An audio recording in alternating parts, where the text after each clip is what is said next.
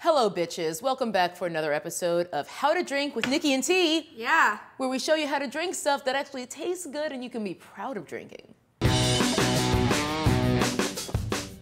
All right, so what are we making today? We're going to make a classic cocktail called Satan's Whiskers. Which is different from Lucifer's Merkin. Oh my God. Wow. I do cocktails a little bit differently at my bars. I know the rules, I'm allowed to break them. Satan's Whiskers, seriously, boss lady. Satan's Whiskers was originally made with gin, specifically a London dry gin, but I am a huge fan of Genever, and a lot of people actually don't know about this spirit. I don't know about it. And it's the father of gin.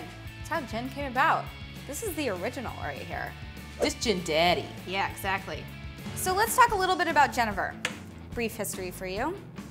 Genever started being produced in the 11th century. They made it as a medicine.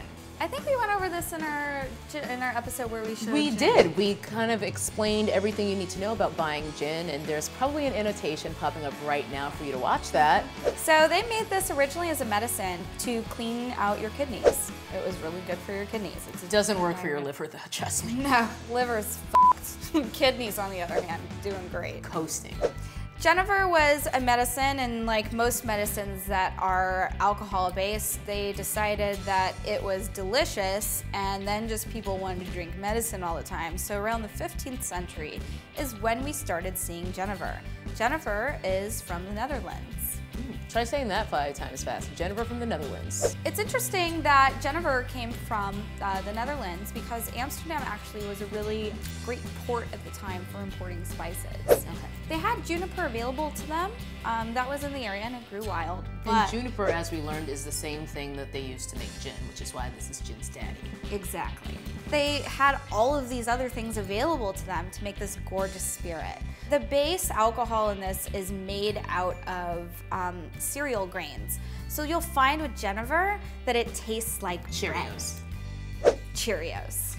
Bread I was Cheerios. close. Pretty close. Pretty close. It has a nice yeasty quality to it that is actually really brilliant in cocktails and adds a layer to a cocktail that nobody can put their finger on because a lot of people aren't familiar with the spirit, but you should be because it's gorgeous. And now you are familiar, so you're welcome, Internet. That's how Genever started. And how gin then started was that William III, who is Dutch, took over the throne in England and brought this spirit with him. And then the English, of course, you know, had their own translation of it that they started making, but this got brought to England.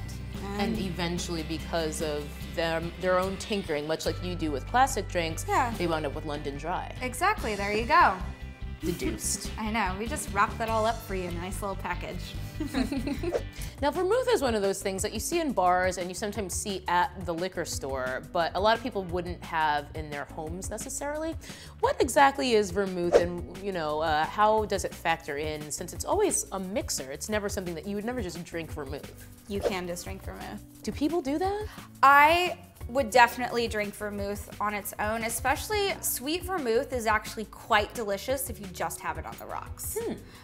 This is something that people are scared of, actually. A lot of times they want martinis dry. Dry used to mean something totally different. We can get into that later. But then now it means for people that they don't want any vermouth. This is a fortified wine. It has a little bit higher alcohol percentage and it's filled with all these different gorgeous botanicals that add a lot to any cocktail.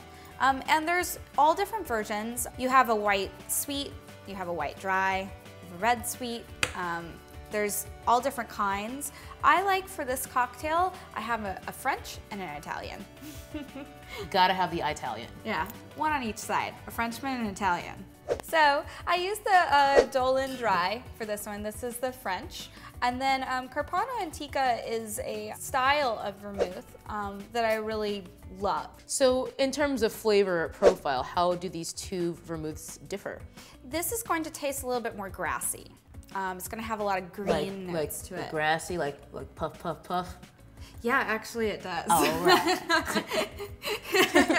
I like that you had a Beavis and Butthead moment with that. Let's talk about Satan's Whiskers. Satan's Whiskers is first mentioned in the Savoy cocktail book. If you know anything about the cocktail world, this was a pretty quintessential book. It came out in the 1930s. The first mention of it was in there. There are two different versions, actually. They have a curled version and a straight version, just like Whiskers. The curled version uses Curacao orange liqueur, and the straight version uses Grand Marnier. So this is kind of a twist on the straight because we used our beloved Mandarin Napoleon. Exactly. Because it's better than Grand Marnier. Exactly, and it No is, tea, no shade to Grand Marnier. no shame to Grand Marnier, but it is the one I prefer, and it is the one most closely related to Grand Marnier. So today we've got more ingredients than we've had in recent episodes, so I think we're gonna get a little bit more involved. I'm excited. What all do we have here today? So this is what we have. An apple. No. So we're gonna have the orange juice, which is a nice citrusy middle note for you. You have your grassy, bright notes of your dry vermouth. You have deep, dark chocolate, really heavy notes of the Carpano Antica sweet vermouth. You have the nice, bright, gorgeous, layered, complex flavor of this Mandarin Napoleon that's gonna sit in the middle. Your Regan's is also gonna sit in the middle with a nice cooked marmalade flavor. And then you have your Genever, which is going to round everything out in this cocktail with all those beautiful cereal bready notes of it. So this happens to be one of the most complex cocktails that actually is really simple. And that is art. So those are all the notes. I hope you were taking notes. Yes, there's gonna be a test. And the test is drinking it. Yes, exactly. It's a great test. I the pass every time. Best test ever. All right, so how do we put all this stuff together and make it delicious? Satan's Whiskers is the easiest recipe in the world to remember. And I know this is a lot of stuff, but it's all equal parts, and it's all half an ounce. All right. So let's You start. already lost me. We're gonna start with a half an ounce of orange juice. What's cool about these jiggers, by the way, is that you can build everything in here. It's graduated. Jiggle what? There you go. Want a half an ounce of vermouth, your dry vermouth, half an ounce of your sweet vermouth, half an ounce of your Mandarin Napoleon. Okay. So, don't want to spill. We're going to do a half an ounce of your Genever. And we're going to do two healthy dashes of orange bitters. And now we're going to shake this up. You're going to do a full shake. You want to get it as cold as possible. So, It's cold as ice, in fact. I love this. all right. There we go. Gorgeous. Good to the last drop.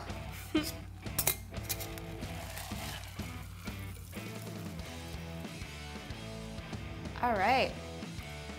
There is almost your Satan's Whiskers. Last bit in there.